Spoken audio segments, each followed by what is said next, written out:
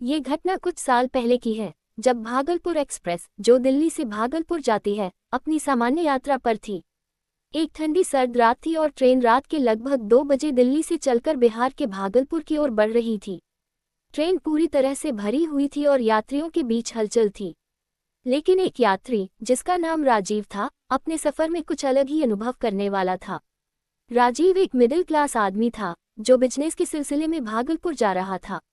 वह एक सामान्य ट्रेन यात्री की तरह अपना समय किताबों में खोकर या खिड़की से बाहर देखकर बिता रहा था।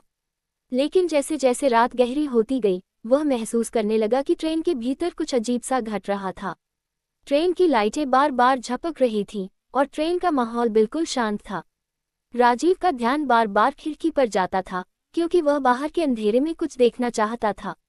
अचानक एक अजीब सी खांसी की आवाज आई। यह आवाज इतनी तेज थी कि वह घबराया हुआ महसूस करने लगा। उसने इधर उधर देखा, लेकिन ट्रेन में कोई नहीं था, सिर्फ खामोशी थी और उस खांसी की आवाज जैसे धीरे धीरे उसके पास आ रही थी। वह चौंक कर इधर उधर देखने लगा, लेकिन उसे कुछ भी नजर नहीं आया। फिर उसने अपनी नजरें एक बार फिर खिड़की पर डाली और देखा कि बाहर एक कटा हुआ पेड़ खड़ा है, जिसे अंधेरे में देख पाना मुश्किल था। अचानक वह पेड़ हिलने लगा, जैसे किसी ने उसे हाथ से धक्का दिया हो। राजीव ने सोचा कि यह उसकी कल्पना हो सकती है, लेकिन उसे महसूस हो रहा था कि कुछ सही नहीं है। कुछ ही मिनटों बाद राजीव ने देखा कि उसके सामने वाली सीट पर एक महिला बैठी हुई थी।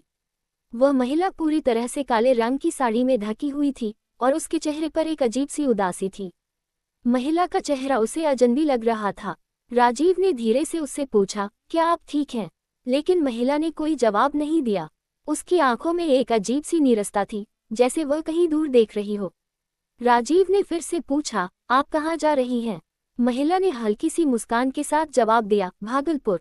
लेकिन राजीव को कुछ अजीब सा लगा। वह महसूस कर रहा था कि महिला की आवाज में एक गहरी गूंज थी, जैसे वह किसी और दुनिया से आए हो। उसने सोचा कि शायद यह उसकी थकान है, लेकिन महिला का चेहरा और उसकी आंखें उसे बहुत अजीब लग रही थी। अचानक महिला ने अपनी आंखें घुमाए और राजीव को घूरने लगी, और फिर अचानक उसका चेहरा बदल गया। राजीव ने तुरंत अपनी आंखें झपकाईं और जब उसने फिर से देखा, तो वह महिला गायब हो चुकी थी। उसकी सीट पूरी तरह से खाली थी। ये सब इतनी तेजी से हुआ कि राजीव को यकीन ही नहीं हुआ कि क्या उसने सच में ऐसा देखा। उसने एक बार फिर इधर उधर देखा, लेकिन वहां कोई नहीं था। एक सर्द हवा भी आ रही थी, जैसे ट्रेन में कोई और मौजूद हो। राजीव ने डर के मारे अपनी सीट छोड़ दी और दूसरे कोच की ओर बढ़ने लगा। लेकिन जैसे ही वह दरवाजे के पास पहुंचा, ट्रेन अचानक से रुक गई। पूरा कोच अंधेरे में डूब गया और सन्नाटा छा गया। बाहर का दृश्य पूरी तरह से कटा हुआ था। फिर से वही खांसी की आवाज आई, जो अब और भी पास आ रही थी। राजीव के मन में डर और बढ़ गया। वह घबराया हुआ दूसरे कोच में कूद पड़ा। अगले कोच में जाने के बाद राजीव ने महसूस किया कि अब कुछ और अजीब हो रहा था। हर कोच में वही महिला दिखने लगी, लेकिन हर बार वह गायब हो जाती। अचानक ट्रेन फिर से रुक गई। राजीव ने अपने चारों ओर देखा, तो पाया कि ट्रेन के भीतर वह महिला और कुछ अन्य अजनबी चेहरे खड़े थे, जो उसे घूर रहे थे। वे सब उसे जैसे देख रहे थे, जैसे वे उसे किसी अजनबी की तरह जानते हों। राजीव ने आखिरकार पूरी ट्रेन से बाहर निकलने का मन बना लिया, लेकिन दरवाजे पूरी तरह से बंद हो गए थे। अचानक ट्रेन के सभी दरवाजों के कांच पर हाथों के निशान बन गए, जैसे कोई अंदर से बाहर आ रहा हो। राजीव का डर अब अपने चरम पर था। अगली सुबह जब ट्रेन अपने गंतव्य पर पहुंची, राजीव ने बाकी यात्रियों से उस अजीब महिला और उसके साथियों के बारे में पूछा, लेकिन कोई भी व्यक्ति उन्हें देखने का दावा नहीं कर रहा था। एक बुजुर्ग यात्री ने बताया कि उस ट्रेन के इसी कोच में कई साल पहले एक दुर्घटना हुई थी, जिसमें एक महिला और कुछ अन्य लोग मारे गए थे, और तभी से इस ट्रेन में अजीब घटनाएं घटने लगी थीं।